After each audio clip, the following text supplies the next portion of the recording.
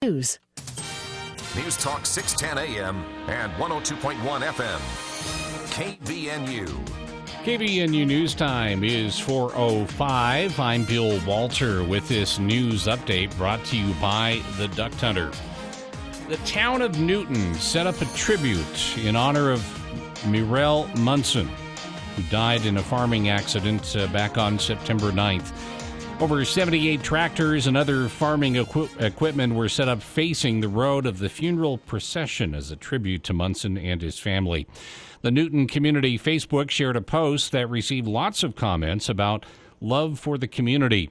The 35-year-old man leaves behind a wife and 3 children. According to his obituary, his wife, Kelsey Munson, thanked the community for the outpouring of love that she has felt. KVNU News Time is 4:05. KVNU weather for tonight. We do have a hard freeze warning in effect from midnight tonight to 9 a.m. on Tuesday. Sub-freezing temperatures at or below 28 degrees are expected. Widespread frost is also expected. That includes the Utah portion of the Cache Valley, mainly low-lying areas near the Bear River.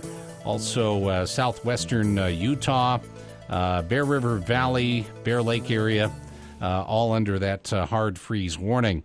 Mostly clear tonight, and the low in Logan expected to be around 30 degrees. And then sunny tomorrow, widespread frost in the morning, but warming up to around 70, mid-70s. And plenty of sunshine on Wednesday. It's been to 64. Right now it is 61 at KVNU. KVNU weather is brought to you by Polylift Concrete Raising and Piering. They will stabilize, lift, and eliminate any further settling by using Magnum Piering products to save you big money down the road. Polylift Concrete Raising and Piering are the foundation lifting experts.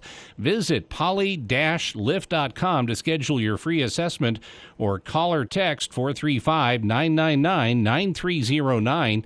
Polylift is locally owned and operated. Believe it or not, a high-quality furnace air filter will reduce the amount of dust and pollen carelessly floating around in your home. John at the Duck Hunter says always buy a higher quality air filter. If you can see through a filter, you probably should pass on it. If you're not sure about which furnace air filter to buy, give John a call. He only carries the highest quality, which will reduce the dust and pollen in your home. For a free consultation, call the Duck Hunter at 770-4813. We are the Duck Hunter. Breathe better, save money, protect your home.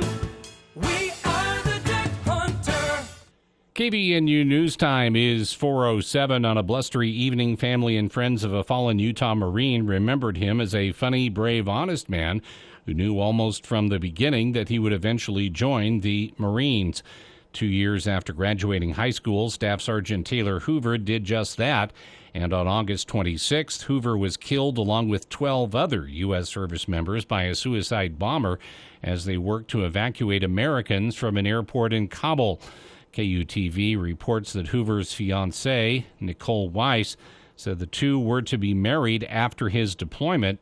At the memorial service for Hoover at Hillcrest High School on Saturday evening, Weiss shared playful stories about her structured but silly partner and promised to carry on his memory. The family will next travel to Arlington National Cemetery, where Hoover will be laid to rest. And officials are searching for a suspect involved in a hit-and-run accident that sent a 12-year-old girl to the hospital in San Juan County. Police said the girl was struck by a vehicle outside of Blanding on September 16th at around 8 p.m. KUTV reports the girl suffered serious injuries and was flown to Primary Children's Hospital in Salt Lake City. San Juan County Sheriff's deputies and Blanding police officers said they are checking nearby cameras and working together to find any vehicles and drivers who may have been involved. They ask for the public's help and are offering a $500 reward for any information that leads to the arrest and prosecution of the suspect. KVNU News Time is 4:09. For more details on these and other stories, visit CacheValleyDaily.com. Breaking news. Stimulating talk is what we do. KVNU 610 AM and 102.1 FM. Jessup Insurance and Retirement Services. Let us guide you. Dan and Stacy Jessup adhere to principles of honesty and integrity. They love guiding individuals through the Medicare process at no additional cost. They will simplify the process guaranteed. Call Jessup Insurance 435-213-3200 or Google Jessup Insurance. Jessup Insurance and Retirement Services. Let us guide you. Hi there. We're your new neighbors, the Voles. I'm Horrible, and this is my wife, Terrible. Hi! It's been such a great summer, we got to have an army of children. Now we're fixing to tear up your yard. The only warning sign of us is some surface tunneling holes, and then boom! Yard death! What do you think? Should we get started, Ma? Yep. These guys aren't going to call it troops at Logan Extermination. Voles are a problem. They can tear up your lawn and garden. But there is something you can do. Call Logan Extermination at 752-8450. I'm Larry Gelwicks, the getaway guru for Columbus Travel and Norwegian Cruise Line. Save 30% and free airfare for the second person when you book your next cruise with Columbus Travel. Plus, get free shore excursions, free Wi-Fi, free open bar, and more when you book an NCL cruise with Columbus Travel by September 30th. Restrictions apply. Call Columbus Travel, 800-373-3328 or online at columbusvacations.com. Hey, Joe, I thought you were retired. Living on a fixed income is tough. So here I am, an essential worker. I know. I mean, food prices are going up every day. Thank goodness for benefitscheckup.org. Benefits what? Benefitscheckup.org. It's a free website where people over 60 can find help to pay for food, medicine, even utilities. I got $1,200 a year in benefits. Maybe it can help you.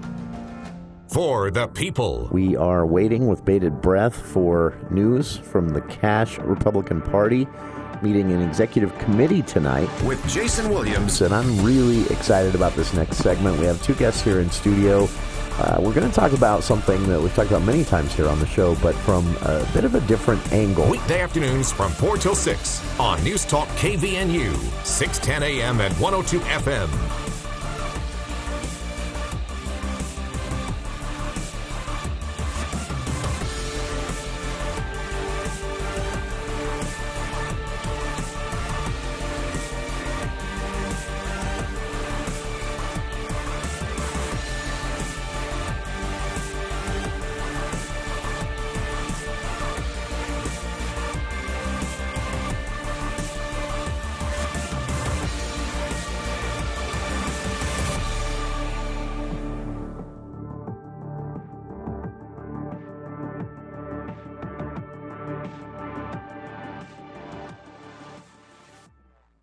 Welcome back. Welcome to KVNU's For the People.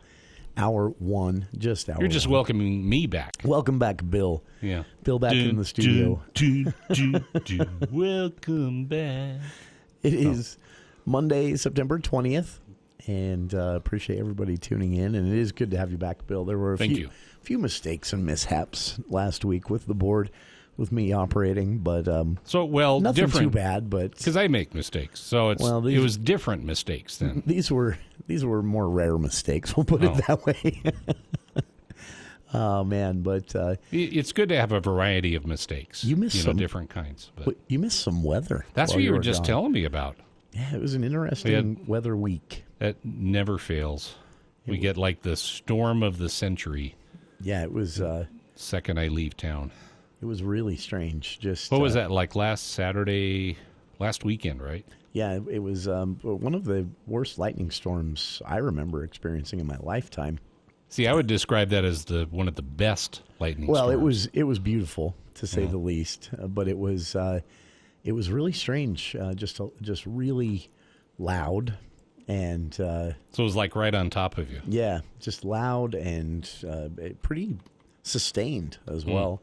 So yeah, it ended up being kind of a fun thing to watch. Dogs were a little upset. Yeah, to say the least. Loud noises and everything. Yeah, it's. Like I was telling you, my wife and I were treated on the last night. We were at the Oregon coast, of course, and our last night there was a nice little lightning storm offshore, which was kind of neat to watch as we were trying to keep track of how the Aggies were doing. And of course they won, so that was nice. But We were doing that and had all the lights turned off in our little cottage, our little Airbnb cottage, and we're just watching the light show out to our west. That was a nice place to see a lightning storm. Yeah. It's and you got back just in time for what might be our first freeze. That's right. At least parts tonight. of the valley. Yeah, hard freeze warning tonight. So that's right. Hard freeze warning for last time I looked, at least all of the Garden City area. They're basically being told it's going to happen. For Cache Valley, it's parts of Cache Valley. Yeah. So we'll see where that manifests. But they said Logan tonight 30. So yeah, I don't know if that qualifies as a hard freeze. It is a freeze, So it's definitely getting there. And then, strangely enough, back up in the 80s by the weekend. Yeah. So welcome to September. September, yeah. Well, at least I think the smoke went away while I was gone. We did, and my cough. And your cough went away. My cough all with right. it. Yeah. So, all good. But yeah, it was. So somewhere else is your cough it's now blowing and the smoke. Else. Yeah. It was. It was definitely an eventful weather week. We're used to it. If you've lived here in Cache Valley, it's always unpredictable in the fall. But they do long-term forecasts. They do expect the fall to still be warmer than average, at least often, and drier than average. The drought continues. Fingers crossed this changes in the fall and obviously in the winter with snowpack. Along those lines, state leaders met today and talked a little bit about this, what exactly we can expect if the drought continues. If this winter is as dry as last winter or worse, and then we see the same conditions heading into the spring and summer of 2022 that we saw this year, we currently have about half of the state's reservoirs at 40%. And that is concerning in and of itself, though as we near the end of the growing season and fall sets in, less of a concern. But then if we don't get that snowpack to refill all of that, to build things back up and keep it, we could be starting next spring with reservoirs at 75, 80%. And that's better than 40, right? But not what you want to see headed into the warm weather months. So state leaders talking about this today. They're looking at close to, this is all potential, but potentially $200 to $300 million that can be freed up for making the best out of, if it does end up being a warm fall and a dry fall. That means, construction can continue. And they're talking about a special session, which, among a few other things, a lot of silly political things, sadly, they would actually do some business for the state. Lawmakers would consider moving some of this money around in special session and putting it towards reservoir beef up, I guess you'd say. This wouldn't be... Well, it could be, but as of yet, there aren't any concrete plans for new reservoir construction. If you were listening a couple of months ago, month and a half ago here on the show, County Executive David Zook told us that here in northern Utah, in the Cache Valley area specifically, they're looking at 3 potential sites for 3 smaller reservoirs. But those plans are not concrete at this point. No money has been set aside. No plans are underway. This is discussion point talk. So they're just bouncing ideas off of each other at the county and state levels. But yeah, state lawmakers considering a special session to move some money around to put towards existing reservoirs and beefing them up, getting them working more efficiently. There are some, one example, Deer Creek Reservoir. Space the name there for a second. Deer Creek Reservoir, I didn't know this, but I learned this summer, it supplies, not entirely, but very directly in one way or another, it supplies water to almost half the state. Yeah, and very critical. Yeah, very critical reservoir. And they think for a price tag of about $60 to $70 million, that reservoir could be refurbished, built up in certain ways, and be made to work more efficiently. And that can mean a lot of different things. Sometimes it's just as simple as dredging. Other times they can do different things to keep the water in the reservoir, to more efficiently move water out of the reservoir so there's less water seeping out and things like that. All of this has to be done very carefully and isn't a quick process. But if you want to see some of the ideas that are being thrown around the state, a map has been put together of potential sites. Governor Cox said there are 400 possible sites for new reservoirs in Utah. Now, obviously, we're not going to be building 400. We don't have the water for that even in a good year. We are, as a state, though, looking at these 400 sites and trying to decide, if new reservoirs are needed, where would they be most efficient. The drought has also kind of put a big kink in this plan for a Lake Powell pipeline. The pipeline's been controversial, and for good reason, because there are legitimate differing schools of thought on the need or lack thereof for this pipeline. The plan for the pipeline is to basically take water from Lake Powell across the state to the St. George area. That's it. And obviously, if you visited Lake Powell this year, you saw it in person. But if you've been following the news, Lake Powell, very short on water this year compared to what we're used to. And 3 states actually share that water, the Colorado River specifically. And so there's a legal battle over this. Utah, part of that as well. And New Mexico, a professor in New Mexico, we had him here on the show recently. He has a great book making the argument that we're talking about all this water from the Colorado River based on faulty science from the get-go, that the amount of water we assume is in there for these states to divvy up in water shares is far exceeds the actual water that's in there. He said that those numbers were set in stone as part of this compact more than 100 years ago after 2 of the wettest years on record since. And so he said they're arguing over water that doesn't exist. Utah wants to take some of that and pipe it across the state to St. George. St. George happens to be one of the biggest water abusing cities, not only in the state of Utah, but in the country. Water use per capita in St. George, double that of the national average.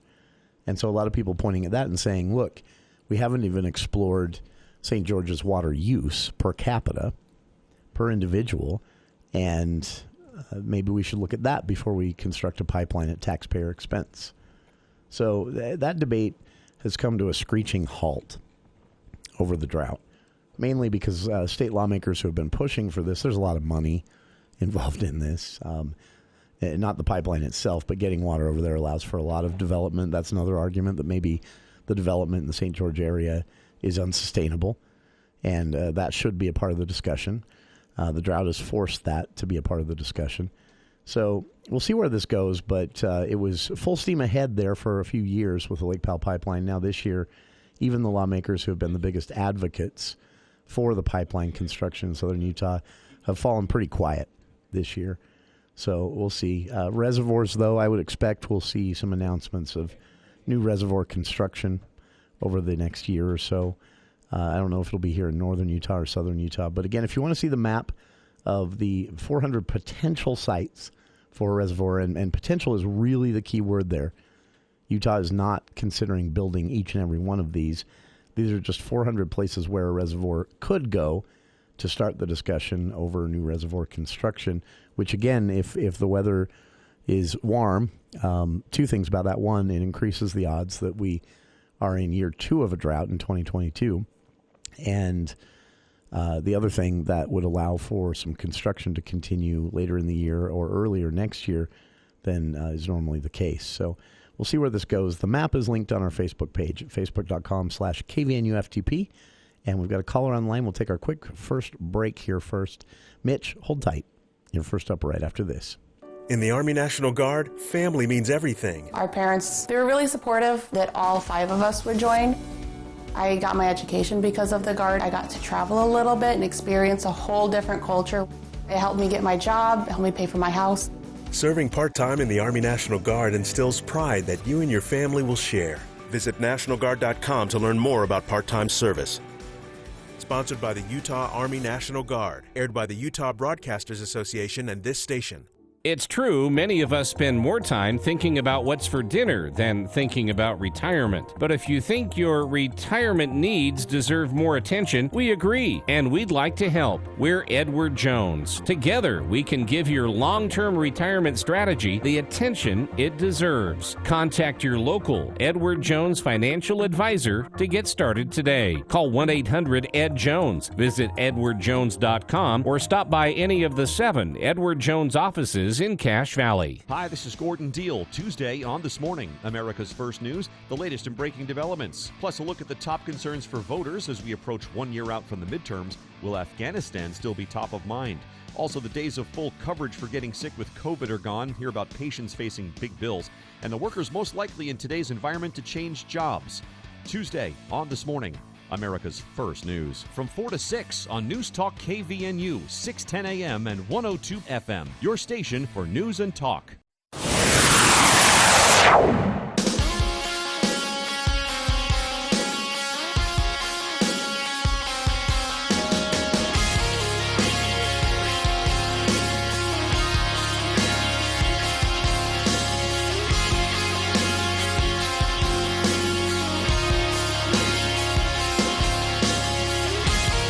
Back to KVN News for the people. Talking water, reservoirs, Lake Powell pipeline, drought, all of that stuff. Lawmakers in a discussion, ongoing discussion, but today an actual meeting where they talked about the possibility of a special session to move some money around and put some of that money towards reservoir upkeep, reservoir beefing up. As I understand it, none of this, if this happens, none of this money would go towards a new reservoir construction. That wouldn't happen until after the official legislative session early next spring wraps up. But this could go towards, if weather permits, this could go towards making existing reservoirs more efficient, things like that. So that discussion it's all just talk right now, but it does kind of set the stage for what we're looking at. And again, long-term forecasts are, at least at this point, hinting that the drought will likely continue into next year. So 50% of the state's reservoirs are currently at 40% of capacity heading into the fall. If we don't get a lot of snowpack, a lot of precipitation in some way to refill those, next year's going to be ugly. And lawmakers feel that warrants maybe doing something now as far as getting some taxpayer dollars freed up from the budget to go towards making these reservoirs work a little better, at least that, and see if construction allows for that.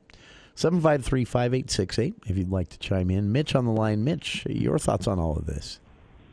Yeah, I'm just going to be so shocked to hear that St. George is selfishly causing a controversy with other states again.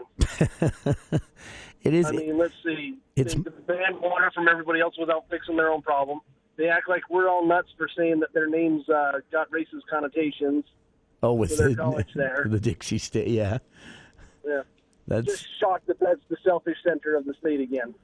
It shocked me to see the water usage. I knew, it makes sense that a city like St. George, I mean, literally in the desert there. We're a desert state primarily, but they are in it.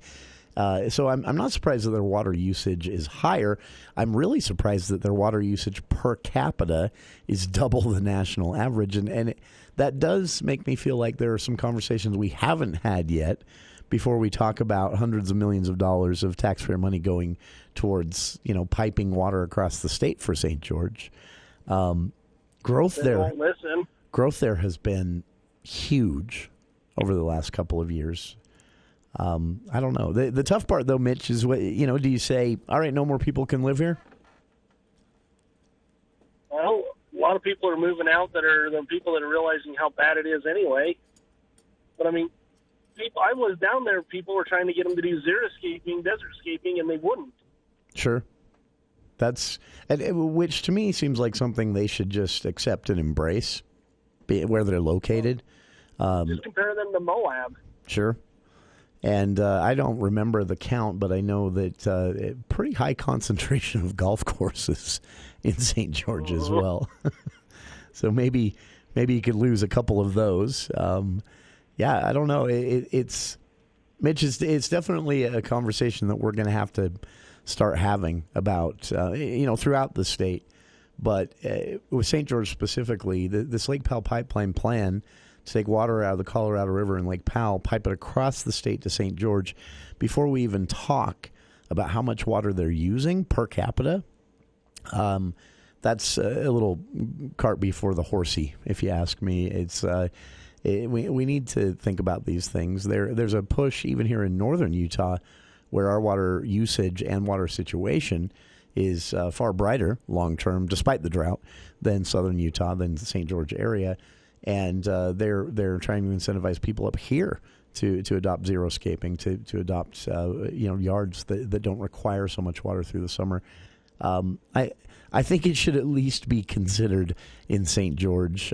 One interesting thing along these lines, Mitch, the city of St. George will actually be debating a city-imposed ordinance on this type of thing. I don't know that its future is likely, but there is a proposed ordinance to say in the city of St. George, we just don't have lawns. That's just not something we do. We're in a desert. We need to be conscious of our water usage, so we're just not having lawns throughout the city. And that would, possibly mean gardens too. And so that would be a pretty big lifestyle change for most people. There's also something that really makes sense about it, considering, again, where St. George is located and how fast it's growing as a city. So, appreciate the sentiment, Mitch. I'm with you on that one. It seems that in St. George area, there are a few things they haven't tried yet before we, taxpayers, all pony up a couple $100 million for a pipeline to take water out of a river that's already experiencing pretty serious drought conditions itself. So we'll see if state lawmakers step in and wade into that debate at all. I know right now it is happening at the county and city level down there.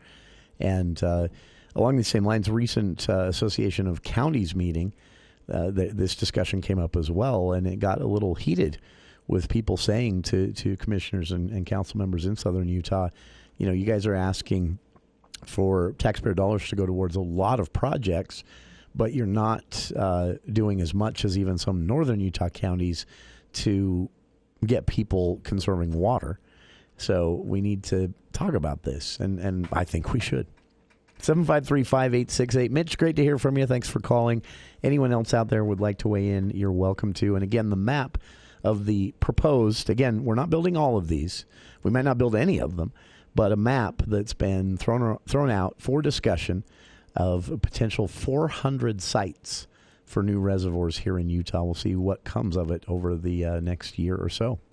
We'll be back with more of KVNU's For the People after the news with KVNU's Bill Walter.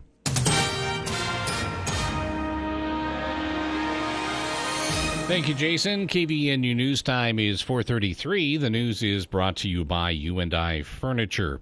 An average of 1,134 new COVID-19 cases a day were included in the Utah Health Department's report of new infections from the three-day weekend.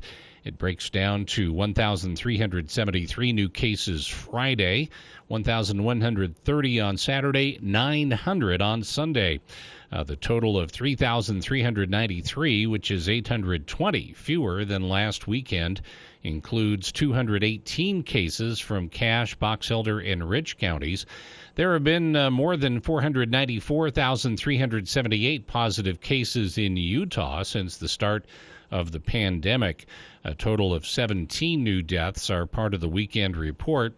During the nearly 19 months of the pandemic, 2,804 Utahns have lost their lives to the virus, including 131 deaths in northern Utah. Statewide, there are 577 people hospitalized with COVID-19. That is 15 fewer than Friday.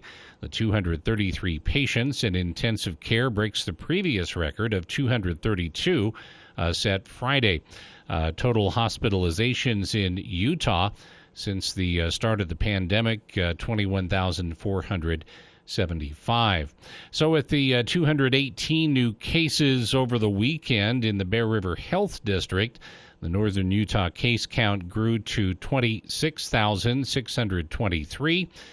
From that number, 25,130 are considered to be recovered. The Navajo Nation on Sunday reported 18 more COVID-19 cases, but no deaths for the second time in the past 3 days. The latest numbers pushed the tribe's totals to 33,531 confirmed cases from the virus since the pandemic began more than a year ago. The death toll remained at 1,429. The tribe had reported 54 more cases and 2 deaths last Thursday, 55 cases with no deaths Friday, and 63 cases with 1 death on Saturday. And FBI agents and police swarmed the home of a young man wanted for questioning in the disappearance of his fiancée, Gabby Petito. At least a dozen agents and police officers converged today on the Northport, Florida home that Brian Laundrie shared with his parents. That comes a day after authorities announced the discovery of a body believed to be that of Petito at a Wyoming national park. She had disappeared during a cross-country trip with Laundrie. A cause of death has not yet been determined. Petito and Laundrie left in July in a converted van, but Laundrie returned to Florida alone September 1st. He has been named a person of interest but has disappeared. A search of a Florida park turned up nothing. KVNU News Time is 4:36. Want to improve the look and comfort of your home? See all the possibilities at UNI Furniture. Update your mattress and sleep better tonight on a Therapeutic Queen Comfort Top mattress for $4.99. UNI is also a full-line Maloof dealer. Add a Maloof adjustable base, 4 style choices there. In UNI's dining room section, lots of different brands with something always new to see. One popular set with a table and 4 chairs, $649. And for the family or living room, all kinds of fun new sofa loves and sectionals. If it's in stock or it's in the showroom, it's ready to take home. There's always a better buy at UNI Furniture downtown Logan. KVNU weather, we do have a hard freeze warning in effect from midnight tonight to 9 a.m. on Tuesday. This is for portions of the Cache Valley, Utah portion tonight. Also the Bear Lake and Bear River valleys included in that. Other than that, mostly clear, widespread frost after midnight, low in the Utah portion of the Cache Valley, around Logan, around 30 degrees tonight. And then sunny, widespread frost in the morning, high tomorrow, around 70. It's been to 64. It's 60 right now at KVNU. KVNU weather brought to you by Wheatland Seed. They offer real food for storage, like wheat, rice, beans, and sugar, all carefully packed in stackable buckets with resealable Mylar liners, providing up to 25-year shelf life. Visit wheatlandseed.com. That's wheatlandseed.com. For more details on these and other stories, visit CacheValleyDaily.com. Let's check Wall Street now with Edward Jones. This is Branch Office Administrator Becky Johnson bringing you the Daily Financial Market Report on behalf of Financial Advisor Mike Arnold and Edward Jones. Markets closed the day lower after a sell-off triggered by the Asian markets. Bitcoin, also seeing volatility, is down almost 8% in a risk-off move for investors. Chinese-based Evergrande seemed to be the catalyst for the sell-off, owing to its financial troubles. However, several issues continue to weigh on investor settlement, including the Fed's timeline for tapering a spreading Delta variant and political uncertainty around the U.S. debt ceiling. U.S. Treasury yields are lower as investors look for safe havens.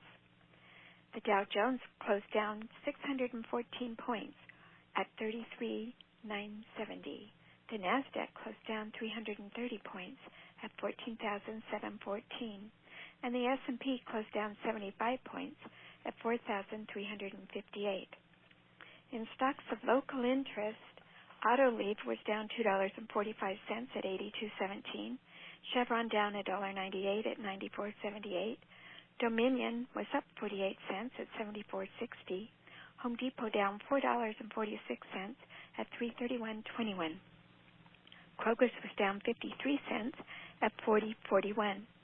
Lowe's was down $3.76. at $205.27. McDonald's was down $3.40 at $239.09. Microsoft down $5.57 at $294.30. Nucor was down $8.01 at $96.88. Philip Morris was down 87 cents at $100.99. R.R. Donnelley was down 11 cents at $4.27. And Walmart is down $1.99 at $142.74. The price of crude oil was down $1.10 at $70.72, and the spot price of gold was up $14.20 to $1,765.60. This has been today's financial market report, brought to you on behalf of Edward Jones, member SIPC, and financial advisor Mike Arnold, serving individual investors with personalized attention and financial advice at 135 North Main, Suite 102 in Logan. If you'd like additional information, please contact our branch office at 753-2915. Daily commentary is also located on our website at edwardjones.com. NMLS 1817019. Want the lowest mortgage rate? Don't go to a bank or credit union. LendRight Mortgage's rates are often at least 0.25% lower than other lenders. Listen to these Google reviews from very happy clients. Mary, I did my due diligence and compared 3 other companies, and none of them could compete with the rates offered by LendRight Mortgage. David, LendRight had the best rate we could find, and we shopped pretty heavily. Megan, they got me a great interest rate, much lower than competitors. Landon, from start to finish, they were great. Other companies couldn't touch their rates. Ron, on top of the superior service, I also got a 1.75% rate. Wow. This is why we confidently offer a $1,000 lowest rate guarantee. Rates in the ones will soon be gone. Call 801-APPROVE or visit lendrightmortgage.com. Bob here, blessed with 2 children. Girls soccer and football are the sports of choice. Oh, the fun. On a scale of 1 to 10 in the accident potential category, I'm a solid 12. Sure, I've got medical insurance, but what about the co-pays and deductibles? That's big money. The Bullock Agency, through an amazing supplemental accident program, pays me directly with every accident. Cash in my account. Who gets paid? Bob. Bob gets paid. Let the games begin. Go to thebullock.agency.com for details. The Bullock Agency, your partner when benefits matter most.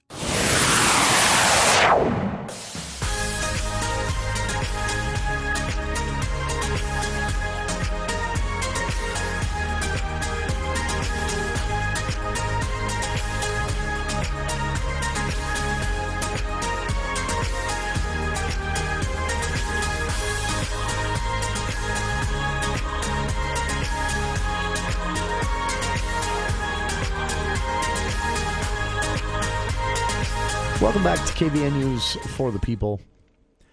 Some exciting news, fire station wise, here in Cache Valley. I've been following this one pretty closely because I'm a hater of NIMBYism, but at the same time, I understand that everybody has legitimate concerns about changes that happen around us, and it does seem like things are changing pretty fast.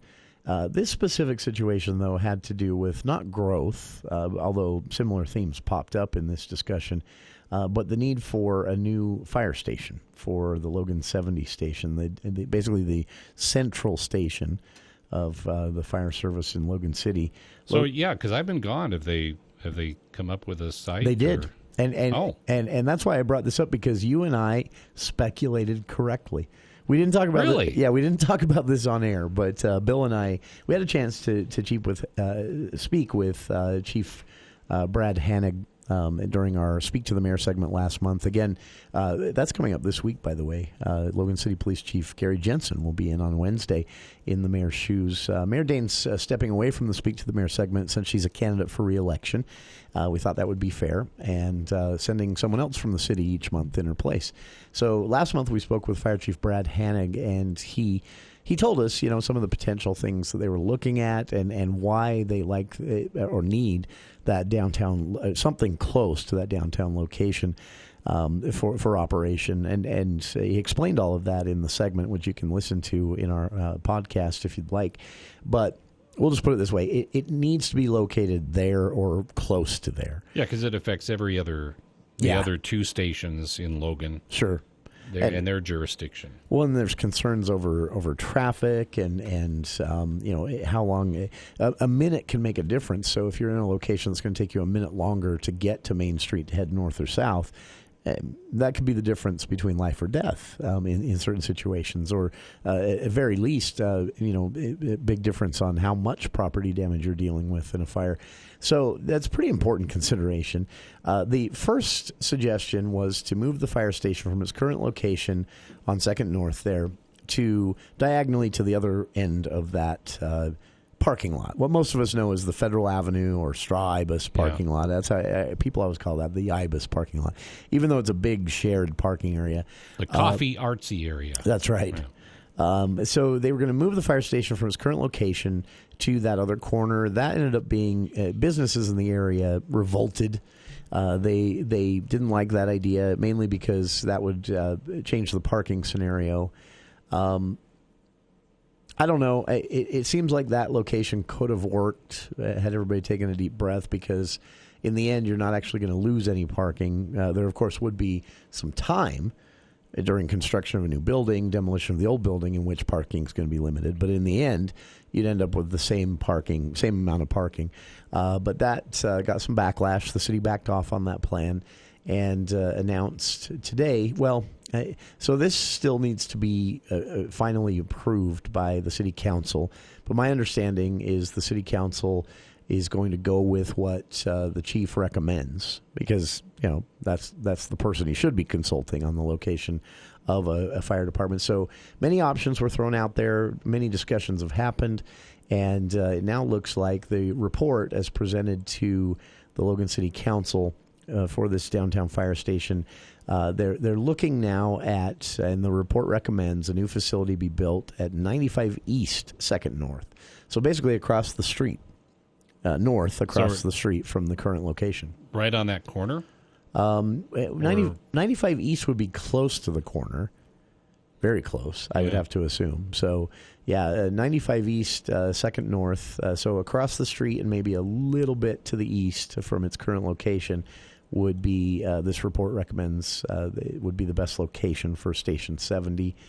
Listed in the report were some advantages of that location, primarily affordability and its central location. Those were the 2 first items mentioned in the report. It also would allow them to basically be impacted at a pretty minimal level as far as general operations go as they construct a new building and move, which would have to happen. A lot easier to just be, across the street, even if your equipment's maybe still in the old building for a month or two, still allows for general operation to continue as normal. Hennig said during the presentation of this report, the department will be able to continue business operations, supply restocking and training at a central location, and keep station personnel closer to their response zones.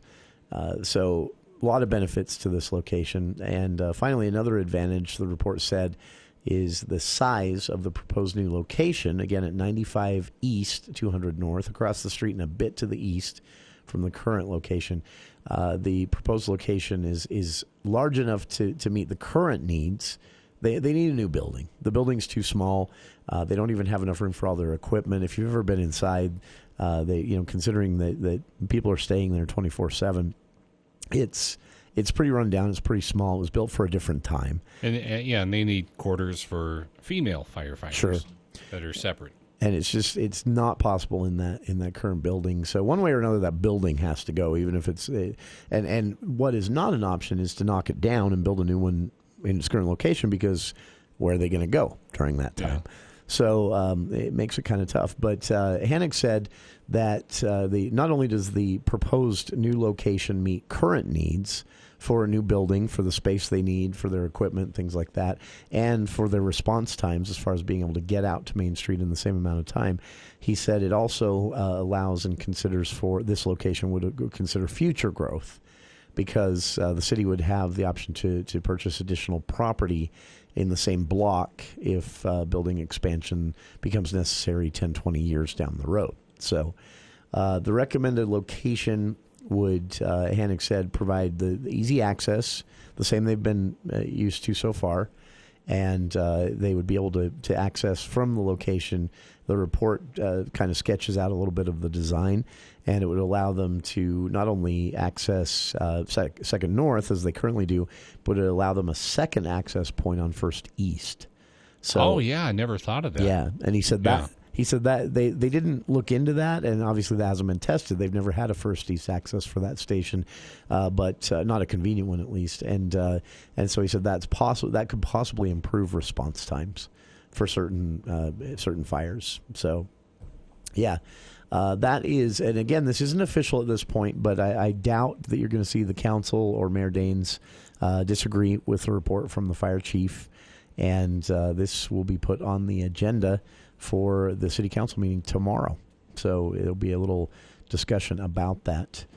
There were some alternative sites, by the way. This is the first time that we've ever had an official list provided of all the sites that were being considered. So some more things we were right about in our speculation, Bill. Listeners didn't get to hear this, but after we spoke with Chief Hennig that day, Bill and I talked for a while about where we thought, they could possibly go. And we guessed, across the street might be an option there behind the Burger King. We were off a bit to the west. He said, because as I recall when he was on the show, he said, he said, with the new fire station, we really don't want to move very far at all, because that will affect response time. And like you mentioned, like a minute means a whole lot. A minute more response time to an emergency, whether, medical or a fire or whatever. And he said it also affects the other stations, and they would have to adjust their response times and maybe their, where they go to, in their jurisdiction for Station 71 and 72. Sure. So that would affect them if they moved a great distance away. Yeah. And he explained that day, too, even a block and a light, because I'd suggested a location that's just up the street east of them, a location there that hasn't been, a super happening spot for a while. Although I have fond memories because my dentist was located there when I was a kid. Fond memories of the dentist. Huh? Yeah, I like to go into the dentist. But he had a prize drawer. So when he was done, you could rifle through this drawer and get a toy. And but that location I'd suggested, and Chief Hennig explained that, even that one extra block and a light that they'd have to navigate through could add a minute or two in some scenarios, heavy traffic days, to their response time. And so, it was, this is really key where they're located. So here's a list, finally, so the recommended site that City Council will be debating tomorrow in Logan is 95 East, 200 North, across the street and just a bit to the east, across the street north, and a bit to the east of where they're currently located. There's a parking lot there. And the old, I know it as the old Questar building. Basically, in that, roughly in that area. So that's actually more right across the street, though. Yeah, I think that's directly across. I'm trying to remember, but so the proposed location would be across and just a bit to the east with that 95 East address, I'm assuming. And so the other potential locations included discussed and we'll assume be discussed a bit more tomorrow. The city officials had discussed 45 East and 200 North. I'm not sure how that would work. 35 East? 45 East and 200 North, which I assume is that would be west of the old Questar. Yeah, so right behind the Burger King building there. 300 South and First East was considered. You mean 300 North? Nope, 300 South. Really? Yep, 300 all the South. Way south. 300 South and First East was on the list. 300 North Main Street was considered. I think we had a caller on the show that day ask about that location. Also considered was 459 North, First West, that's interesting. That would be way out of their current. That's 459. That was the old job First service. West. Yeah, near the old job service building. But that's quite a ways away. But now it's a courthouse for Logan City. 200 South and 1st East was considered. 75 West and 3rd North was considered. 76 East and 200 North was considered and ruled out. So basically that whole area there on the east side of 200 North was talked about, and they landed on this 95 East location. And then finally 4th North and 1st West was considered. And, of course, the original idea of 100 East Federal Avenue, which was objected to by business owners. But 400 North and 1st West, that's an interesting proposal. That is that's my old hood. Yeah. Basically, it would be the corner of that location there. So I don't know which corner, but probably the one. Yeah. It would be the northeast corner, I would think. I would guess where that it's often been car dealerships. I'm not sure. I haven't been down that street for a long time. I'm not sure what's there right now. Those are all the potential locations discussed. Again, the report landed on 95 East, 200 North, across the street and a bit to the east of their current location. And Logan City Council will discuss that tomorrow night in council chambers. Those meetings are open to the public, and they are still have been for years, actually, but really focusing on this during the pandemic, live streaming those events on their City Council's official YouTube channel. And I've linked to the story at CacheValleyDaily.com by Charlie Schill, city officials to recommend less controversial site for new fire station. That link is on our Facebook page, or you can find it on the front page of CacheValleyDaily.com. And we'll be back right after this. Dr. Josh Redd, chiropractic physician, explains how Red River Health and Wellness can help you. A lot of our patients end up having autoimmune conditions. This is where their immune system, rather than attacking bacteria, a virus, or other bad things, it starts to attack their own tissue. This can cause so many different issues and symptoms throughout the whole body. The biggest thing for us at Red River is to identify what's causing the autoimmune response to flare up. This could be intestinal problems, blood sugar imbalances, cortisol defects, hormonal imbalances, along with something as simple as dietary triggers and environmental triggers. One of the most common causes, too, when you have an autoimmune condition is you'll have inflammation throughout the whole body. Not every patient will have the same imbalances or the same triggers, and so we have to customize a very personalized treatment plan in order for these patients to feel better. Schedule your appointment today at 855-55-RIVER. Red River Health and Wellness with offices in Logan, South Jordan, Springville, and St. George. Call Red River today. Hi, kids. Today, we're going to learn the difference between dirty and clean. See this car? It's dirty. Now, watch as it goes through Green Gorilla Car Wash. Now the car is clean. To recap, first the car was dirty. Now it's clean. Dirty, clean. You get it? And for only $14.99, get monthly unlimited washes good for any of their washes, including the $18 Jungle Wash with ceramic coating. No one thinks their vehicle's dirty until they see what clean looks like. Green Gorilla Car Wash in Logan, and now their new location in Smithfield. This is Ryan at My Mattress. A few nights ago, my wife Amy and I were at a movie in Lewiston. It was late, so when we got out, we drove around a little bit. What did we notice? Every light in Lewiston was on. Nobody was sleeping very well. The next day, I checked my computer at My Mattress to see how many people in Lewiston were sleeping on an IntelliBed. The answer I found? Not many. Lewiston, I thought we had this figured out. If you want to sleep soundly, you got to buy an IntelliBed. Only at My Mattress. This is the best in talk radio. This is the Dave Ramsey Show. Generosity changes your life. Outrageous generosity will outrageously change your life. It changes the way your eyes look. It changes the way you walk. It changes the way you relate to others. It changes your career track. It changes the way you teach and work with employees. It changes the way you work while you're at work for your employer. It changes your life. Evenings on KVNU 610 AM and 102 FM.